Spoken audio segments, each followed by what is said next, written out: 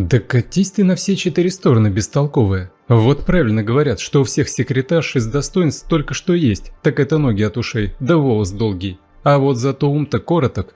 Ты что, действительно думаешь, что ради какой-то пигалицы с пузом я брошу свою любимую жену? Тем более еще неизвестно, чей это ребенок. Знаем мы таких, как ты. Нагуляете неизвестно от кого, а потом приходите к порядочному мужчине, делаете невинное личико, принимай, мол, папа ребенка. Ну уж нет, со мной этот фокус не пройдет. И да, кстати, ты уволена. Мне на ферме декретницы не нужны. Здесь работать надо, а не детей воспитывать. Орал на весь кабинет ухоженный мужчина в строгом костюме тройки. Наталья была просто в шоке. Девушка не могла поверить своим глазам и ушам. Человек, которого она искренне полюбила и который обещал ей золотые горы, а главное скорый развод с супругой, с которой без того у него были плохие отношения, даже жили они с женой в разных комнатах уже как целый год. «Значит, все те слова, которые ты мне говорил о том, что любишь, все они были враньем?» Плача спросила у любовника Наталья. «Ты в своем ли уме?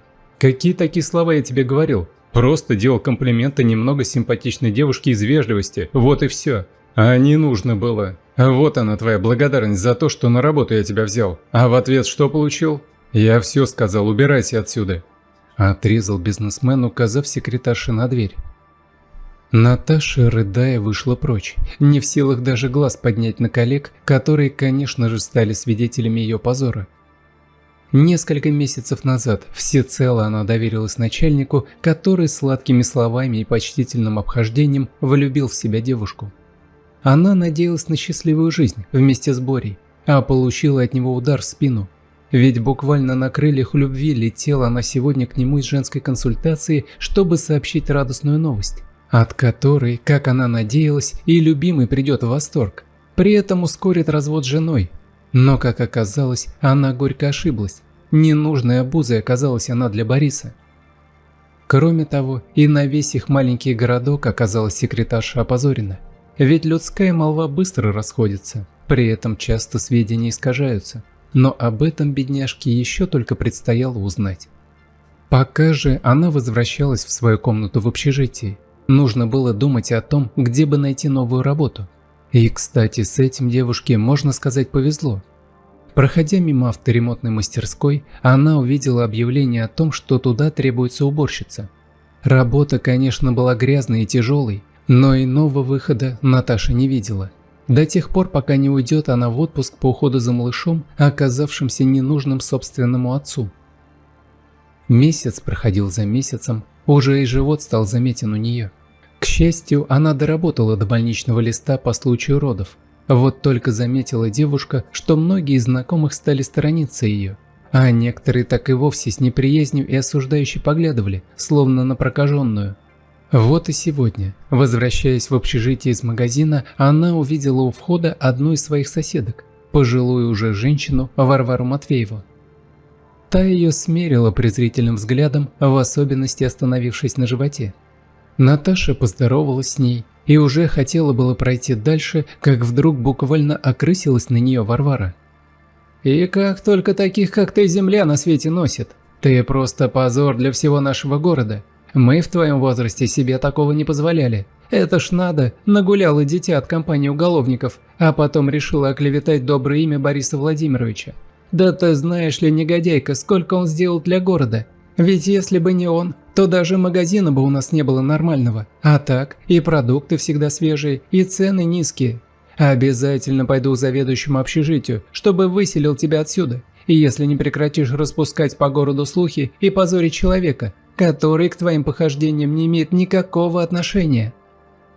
Вот так иногда могут измениться первоначальные сведения, особенно если подогреть их пикантными подробностями, как это и сделал предусмотрительный Боря, желая обезопасить себя. До жены-то его должна была дойти нужная информация. Очень больно стало Наташе от слов соседки. Ничего она ей не ответила, а заплакав, поскорее ушла прочь. «Что, стыдно стало? Ух, проходимка!» – бесновалась ей вдогонку Варвара Матвеевна. Не в силах выдержать свалившегося на нее позора, прибежав в комнату, тут же стала девушка собирать свои вещи, чтобы навсегда уехать из городка, в котором она надеялась найти счастье, а вместо этого прославилась в нем совершенно с другой стороны. Наташа была круглой сиротой. Ее вырастила бабушка Виктория Константиновна.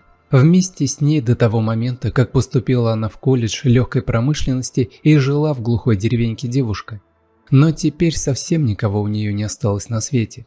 Ведь несколько лет назад умер единственный для нее родной человек. Близких подруг у девушки не было, поэтому даже поплакаться в жилетке ей было некому. Но все же в городе, в котором никому она не нужна, в котором все смеются над ней или издеваются, Наталья была оставаться не намерена. Был у нее свой угол в той самой деревеньке, в которой она и выросла. От бабушки там остался старенький, но все еще добротный кирпичный дом с просторным подвалом, который еще много лет назад оборудовал ее дедушка, чтобы хранить в нем богатый урожай. Теперь все это давно уж ненужным стало, оставив лишь только теплые воспоминания. Наташа решила уехать от позора куда подальше. Рожать-то все равно где. Неподалеку от деревни есть больница, так что в безопасности там будет и она, и ребенок. На свежем воздухе ее малышу будет только лучше, а самое главное, не будет больше косых взглядов и унижения. Так девушка и сделала. Ранним утром, когда еще все в общежитии спали, и отправилась она на автовокзал. Не прошло и нескольких часов, как видавший виды автобус доставил ее прямиком в родные места. «Вот я и вернулась, бабушка», – тихо сказала девушка, как только ступила на приветливую сельскую землю. «Когда-то зарекалась, что никогда более ноги моей здесь не будет, а видишь, как оно вышло. От судьбы не уйдешь, как ни старайся спрятаться». Но так или иначе, настроение у Наташи немного поднялось, ведь словно под защитным куполом она сейчас оказалась. Да по сути и некому ее было здесь обижать, ведь в деревне остались лишь несколько добрых старушек, которые унижать точно не будут, а скорее наоборот, помогут. Так вполне справедливо и рассуждала она, неспешно подходя к дому бабушки. Печально ей было смотреть на некогда обжитое подворье, которое теперь заросло густой травой. Забор усадьбы местами покосился, а их беленый звездкой домик совершенно облез, обнажив добротный красный кирпич, который также уже по углам местами потрескался и обвалился. Но ничего. Главное, что дом был по-прежнему пригодным к проживанию, а в сарае хранился большой запас дров. Вот только навесной замок на входной двери оказался сбит. Наверняка какие-то вандалы желали поживиться, но увидев бедное убранство дома, ушли ни с чем.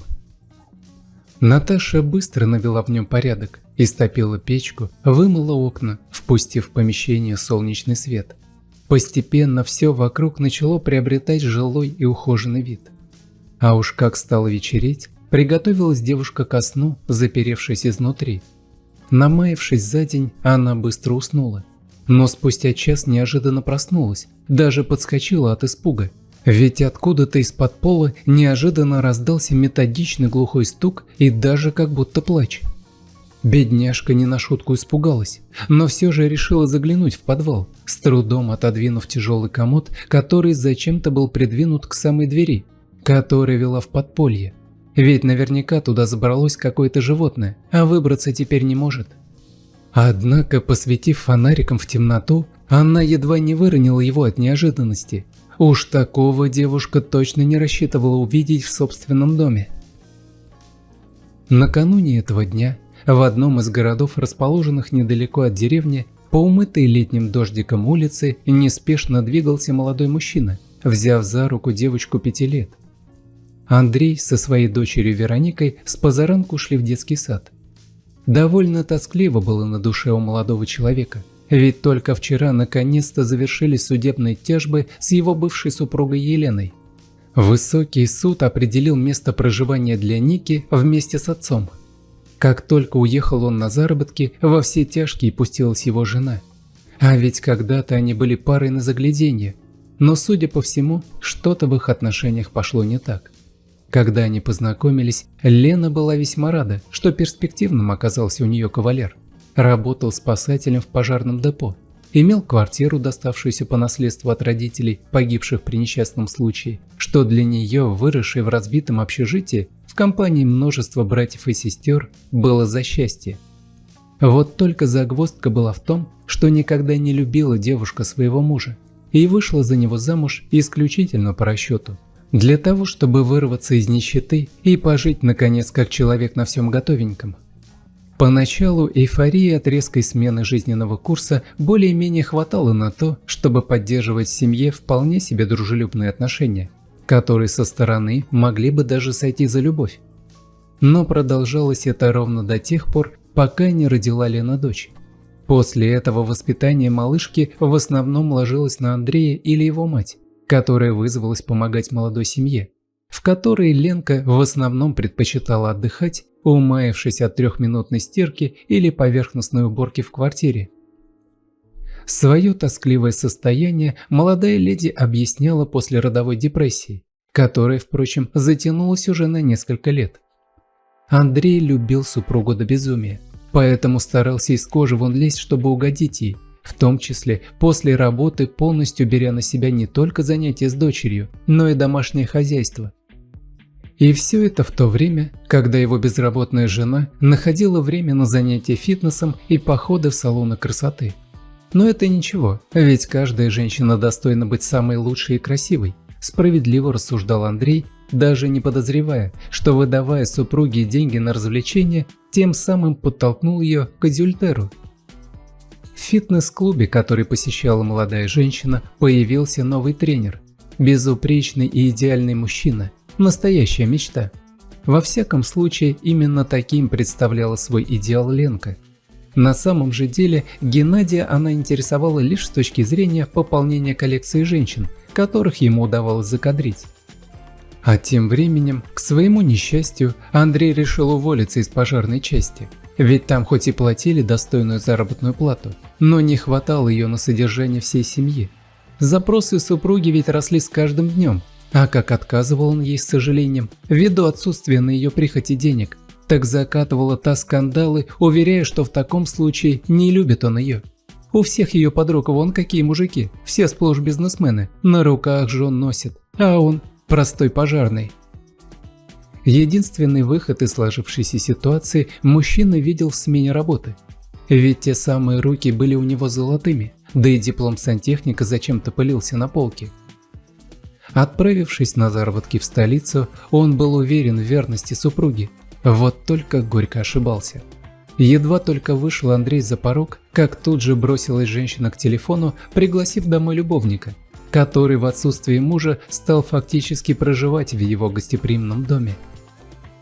Вероничка же оказалась предоставлена самой себе. В пылу страсти совсем о ней позабыла родная мать. Девочке приходилось в буквальном смысле слова воровать еду, ведь самые лакомые кусочки уходили на стол матери и ее любовника. Ей же доставались в лучшем случае постные макароны и куски хлеба. А однажды, увидев на столе пряник, она съела его, не спросив разрешения, за что была нещадно побита ремнем тренера с одобрения матери, которая еще и добавила дочери.